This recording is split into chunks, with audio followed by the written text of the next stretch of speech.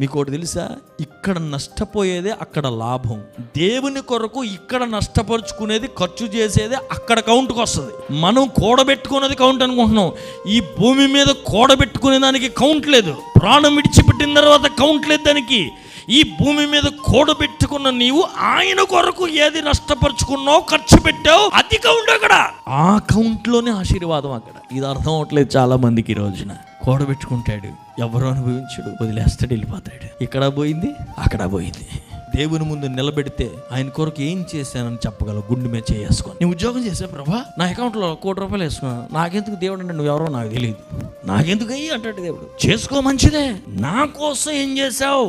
ఇంత కనికరం, ఇంత కృప, ఇంత దయ, ఇంత ప్రేమ, ఇంతమందిని లేపి ఇంతమంది ప్రోత్సాహం చేస్తే ఏం చేశావు చెప్పండి? ఏం చేశావు? ఎన్ని ఆత్మలు తీసుకొచ్చావు? ఎంతమంది ప్రోత్సహించావు? ఎంతమంది కోసం ప్రార్థన చేశావు? ఆన్సర్ లేదు.